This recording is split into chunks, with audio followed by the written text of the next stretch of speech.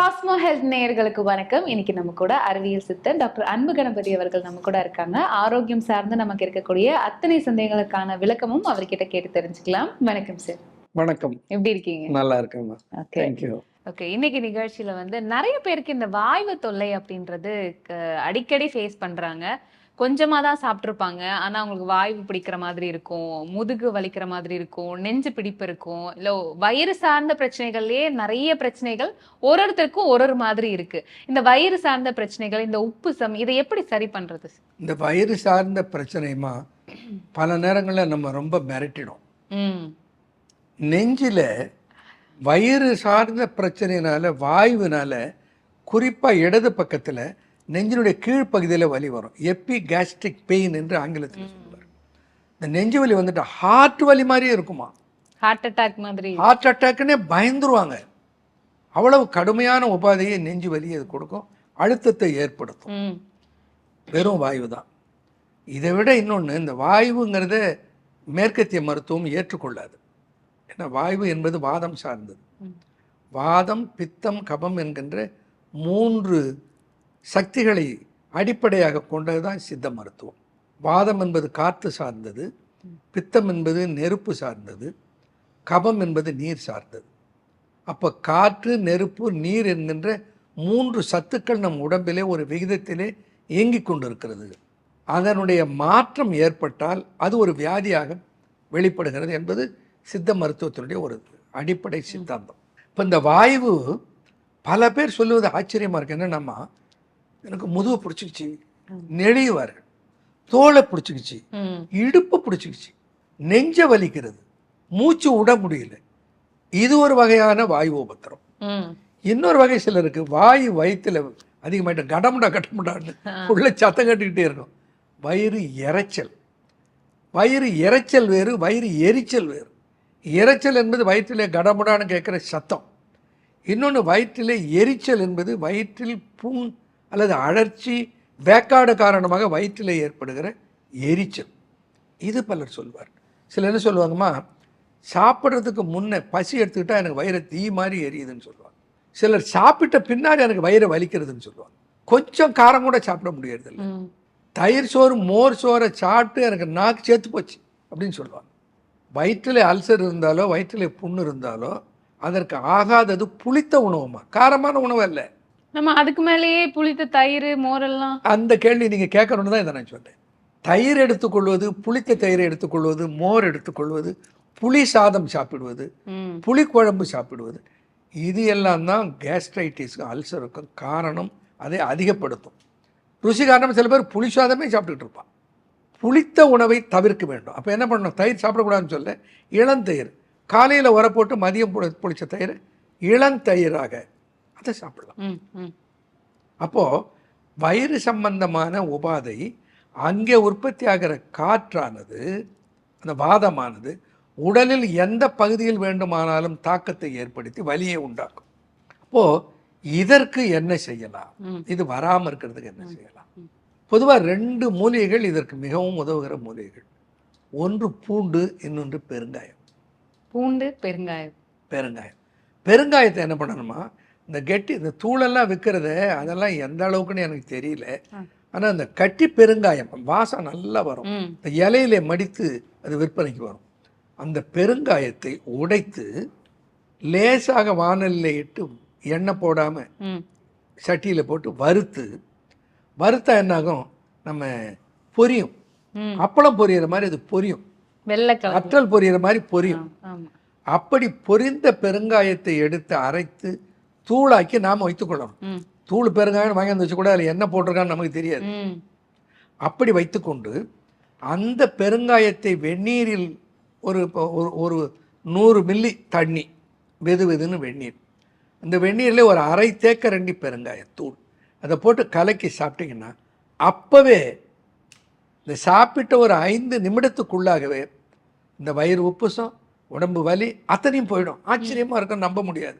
யாரும் செய்ய மாட்டாங்க. இது பொடி எவ்வளவு போடணும் சார்? அரை தேக்கரண்டி, 1.5 கிராம் தண்ணீர், ஒரு கோப்பை, ஒரு 100 மில்லி தண்ணி, வெதுன்னு போட்டால் அப்படி ஆற்றிட்டு குடித்தோம்னா சாப்பிடும் பெருங்காயம் வாசம். ரசத்துக்கு பெருங்காயம் போடுவாங்க தெரியும். பெருங்காயம், இந்த மிளகு, சீரகம், தனியா இதை சேர்த்து பெருங்காயம். இந்த செய்கிற ரசத்தில் புளி சாரோட போட்டு பெருங்காயத்தை போட்டு தாளிப்பார். நாம் உண்ணுகிற உணவில் இருக்கிற வாயுவை எல்லாம் அது சரி செய்து விடும். எவ்வளோ வாயு சார்ந்த உருளைக்கிழங்கு, வாழைக்காய் எதை சாப்பிட்டாலும் அது சரி பண்ணிடும். இப்போ பெருங்காயம் ஒரு வாயு உபத்திரத்துக்கு ஒரு சின்ன சிறந்த எளிய சின்ன மருந்து. இன்னொரு உணவு பூண்டுமா. பூண்டு மலை பூண்டாக இருந்தாலும் சரி, நாட்டு பூண்டாக இருந்தாலும் சரி, பூண்டை பல வகையில் பயன்படுத்தலாம். இப்போ பொதுவாக நம்ம வீட்டில் என்ன பண்ணுவோம், புளிக்குழம்பு வைக்கிற போது பூண்டு அதிகம் போடுவோம், மீன் குழம்பு வைக்கிற போது பூண்டு போடுவோம் இல்லையா, குருமா வைக்கிற போது பூண்டு போடுவோம். பூண்டை நிறைய சேர்ப்பதனால வாயு நீக்கம் அதிலே நடைபெறும். இப்போ பூண்டை எப்படி பயன்படுத்தி இந்த வயிறு உப்புசம், வயிறு வலி, பல என்ன பண்ணுவாங்கம்மா, அந்த கர்ப்பமாக இருக்கிற பெண்கள் கூட வாயு உபத்திரத்தினால கடுமையான வயிற்று வலியிலே அவதி வருவாங்க. நடு ராத்திரியில் கடுமையாக வலிக்குமா, என்ன பண்ணுறதுன்னே புரியாது.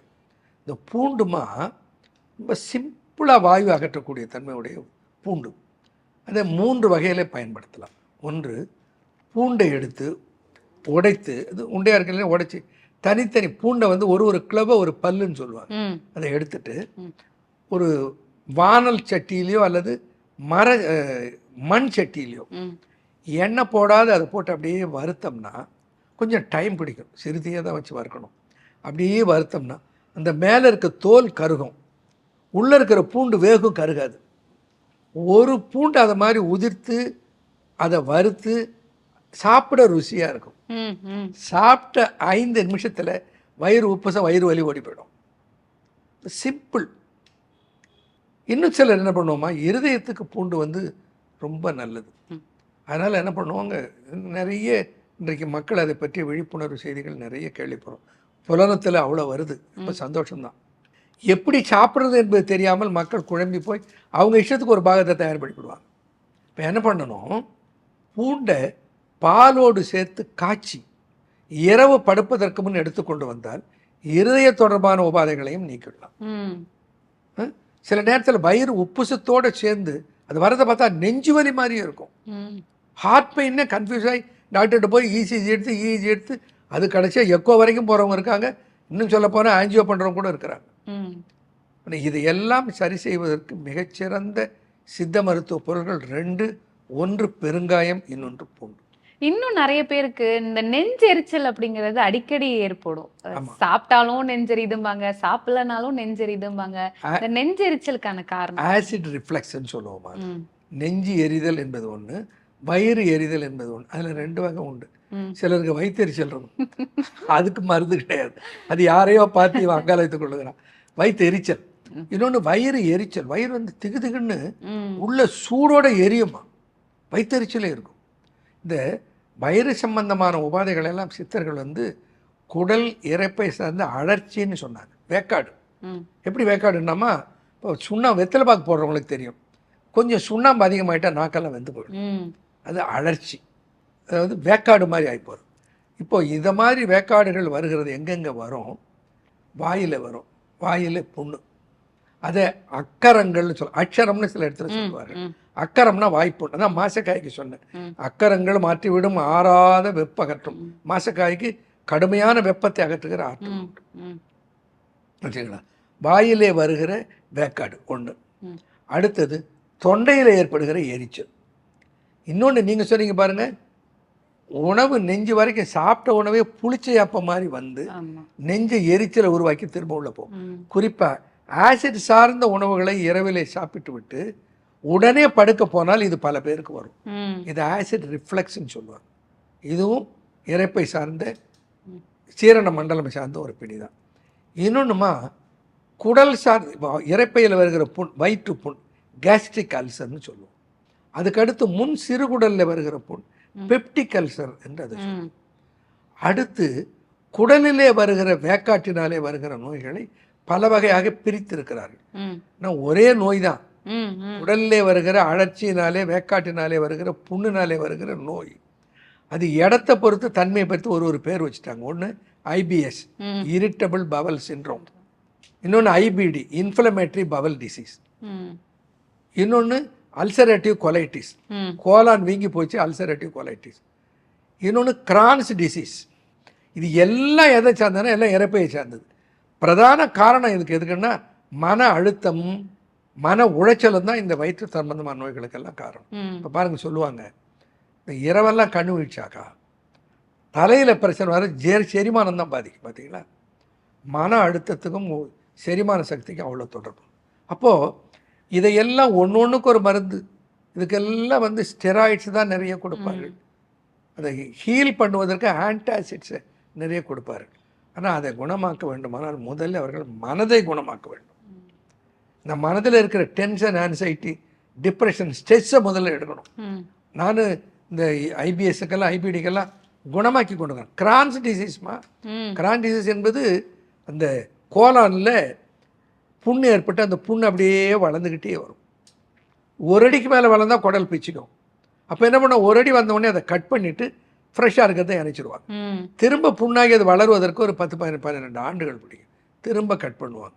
இப்படி ஒரு 5 முறை 4 முறை இந்த குடலை அகற்றி அகற்றி அதை சின்னதாக்கி வாழ வைக்கிறது. மேலை நாடுகளிலே அதிகமாக இந்த பிணி இருப்பதற்கு காரணம் என்னென்னமா மன அழுத்தம், ரொம்ப டென்ஷன், ஸ்ட்ரெஸ். இப்போ அது நமக்கு வந்து தொத்திச்சு. இப்போ அந்த வயிற்றில் இருக்கிற குடலில் இருக்கிற இரைப்பையில் இருக்கிற புண்ணையெல்லாம் ஆற்றுவதற்கு மிகச்சிறந்த உணவு மருந்து எது? ஒரே ஒரு கீரை. இது எல்லாத்துக்கும் சிறந்த மருந்து. ஒரு கீரை. சித்தர்கள் வந்துமா கீரையில் இருக்கிற பண்பு காய்க்கு கிடையாது, காயில் இருக்கிற பண்பு வற்றலுக்கு கிடையாது. இதையெல்லாம் ஆராய்ச்சி பண்ணியிருக்கேன். ஒரு தாவரத்துக்கு ஒரு பாட்டு, ஒரு தாவரத்தில் இருக்கிற ஒவ்வொரு பகுதிக்கும் ஒரு பாட்டு. காய்க்கு இந்த பண்பு, பழத்துக்கு இந்த பண்பு. இப்போ நம்ம சொல்கிறோம்மா, இப்போ வேப்ப மரம் இருக்குது, வேப்ப இலைக்கு இருக்கிற பண்பு வேப்பம் பழத்துக்கு இருக்கா? வேப்பம் பழம் இனிக்கிறது.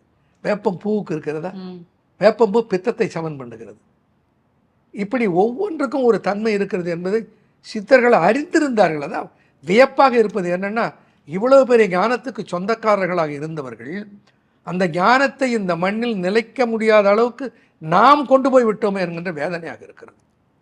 காய்க்கு கபம் தீரும் காரிகையே அவ்விலைக்கு, காய்க்கு கபம் தீரும் காரிகையே அவ் இலைக்கு, வாய்க்கிறந்தி வேக்காடு மாறுங்கான், தீக்குள் உனக்கிடு வற்றல் ஒரு பிணியார்க்கு ஆகும், காய்க்கு கபம் தீரும் காரிகையே அவ் இலைக்கு, வாய்க்கிறந்தி வேக்காடு மாறுங்கான், தீக்குள் உனக்கிடு வற்றல் ஒரு பிணியார்க்கு ஆகும், நல்ல மணத்தக்காளிக்கு உள்ளவாறு.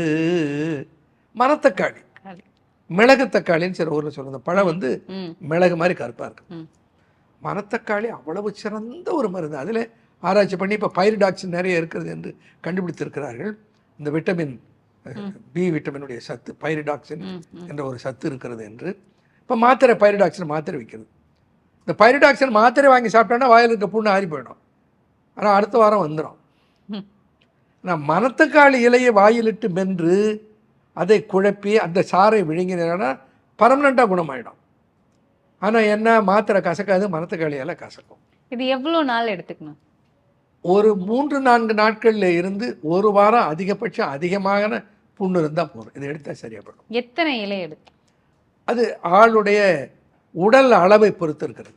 50 கிலோ எடை உள்ளவர்கள், ஒரு 70 கிலோ எடை உள்ளவர்கள், அதற்கு குறைவான எடை உள்ளவர்கள், அதை பொறுத்து இருக்கிறது. எப்படின்னா, ஒரு கைப்பிடி அளவுக்கு கீரையை எடுத்து அந்த கீரையை சாறு எடுத்து 1 அவுன்ஸ் அந்த சாரை குடித்தா வாயில் இருக்க புண்ணு ஆறி போயிடும். மென்று தின்றால் வாயில் இருக்க புண்ணு ஆறி போயிடும். கசக்குது பயப்படுறவங்க இப்படி குடிச்சுடலாம். அந்த அதில் இருக்கக்கூடிய அந்த பழத்தை கூட சாப்பிடலாமா சார்? அது பாருங்க, அது வெப்பம். அது ஒரே செடி, கீரை குளிர்ச்சி புண்ணை ஆற்றும், காய் சளியை நீக்கும், வெப்பம். இம்யூனோ மாடுலேட்டரி, நோய் எதிர்ப்பாற்றலையும் உடல் தேற்றலையும் தருகிற தன்மை வற்றலுக்கு உண்டு. தீக்குள் உனக்கிடு வற்றல் ஒரு பிணியாருக்கு ஆகும். வாய் ருசி இல்லை, ரொம்ப தளர்ச்சியாக இருக்கிறது உடம்பு, அவனுக்கு வற்றல். வற்றலில் புளி குழம்பு செய்து கொடுப்பார்கள். அதனால் மணத்தக்காளி கீரை வந்து மிகச்சிறந்த ஒரு மருந்து இதுக்கெல்லாம். இந்த வாயு உபத்திரத்துக்கு என்று சித்தர்கள் ஒரு மருந்து சொல்லி இருக்கிறார்கள். அது ஒரு மருந்து. அதுக்கு பேர் அஷ்டச்சூரணம்னு பேர்.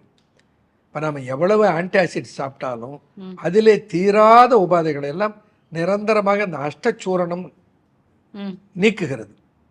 வயிற்றில் இருக்கிற உப்புசம், வயிறு எரிச்சல் அத்தனையும் போக்குறது அஷ்டச்சூரணத்துக்கு உண்டு. இப்போ அஷ்டச்சூரணம் மாத்திரைகளாக பல மருந்து நிறுவனங்கள் இம்காப்ஸிலே இப்போ அது கிடைக்கிறது அஷ்டச்சூரணம். அது பிகு என்ற ஒரு மாத்திரையாக நானும் செய்திருக்கிறேன். இந்த கொலைட்டிஸ், இந்த அல்சரேட்டிவ் கொலைட்டிஸ்மா இந்த ஐபிஎஸ்ங்கிறவங்க அவ்வளோ கஷ்டப்படுவாங்க. ஐபிஎஸ் வந்துட்டு இரிட்டபிள் பவுல் சிண்ட்ரோம். வெளியில் போகிறதுக்கு முன்னே அவங்க டாய்லெட்டு போயிட்டு தான் போவாங்க. அவ்வளோ பயம், எங்கே வழியில் வந்துருமோன்னு சொல்லி. ஒரு நாளைக்கு 3 முறை 4 முறை கொதுக்குன்னு மோஷன் போகும். கொதுக்குன்னு சட்னி மாதிரி மோஷன் போகும்.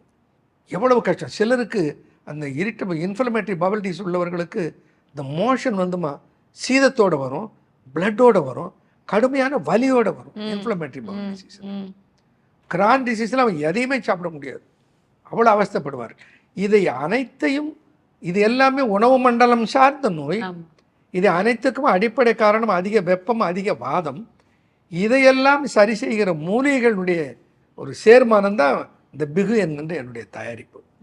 நிச்சயமா. ஸோ இன்னைக்கு நிகழ்ச்சியில வயிறு சார்ந்த பிரச்சனைகள், நெஞ்செரிச்சலுக்கு என்ன மாதிரியான சித்த மருந்துகள் இருக்கு அப்படின்றத பத்தி ஒரு தெளிவான விளக்கம் கொடுத்தீங்க. ரொம்ப நன்றி. மிக்க நன்றிம்மா.